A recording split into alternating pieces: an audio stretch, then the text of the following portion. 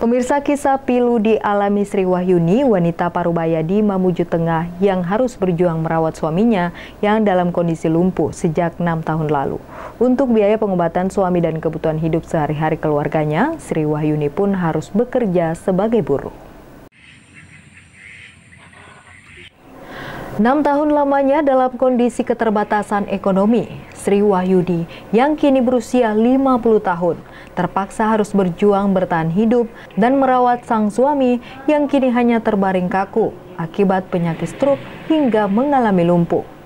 Sri Wahyuni, warga Desa Kuwo, Kecamatan Pangalek, Kabupaten Mamuju Tengah ini terpaksa harus menjadi buruh untuk terus berjuang menyambung hidup agar dapat memenuhi kebutuhan sehari-hari dan biaya obat untuk sang suami yang kini sudah tidak lagi bisa bekerja. Sebelumnya, Sri Wahyuni mengaku mendapatkan beberapa jenis bantuan dari pemerintah. Namun saat ini, beberapa jenis bantuan tersebut tidak lagi ia terima. Entah alasan apa bantuan tersebut berhenti ia terima, tanpa ada informasi berupa sosialisasi, sehingga saat ini Sri Wahyuni hanya bisa pasrah, menunggu uluran tangan dari para dermawan.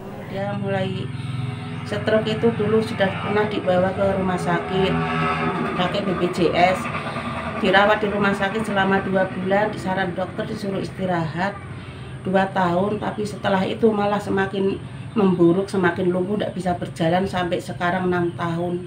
Jadi selama itu saya menafkahi anak suami, itu menyekolahkan anak, ya cari sendiri istilahnya, jadi tulang punggung sendiri. Bahkan saya kalau tidak buruh, tidak punya uang, tidak ada penghasilan dari manapun, karena saya terus terang jadi orang tidak punya, biarpun sawah, kebun pun tidak ada punyaannya, ya cuma tempat tinggal kaplingan tanah ini saja.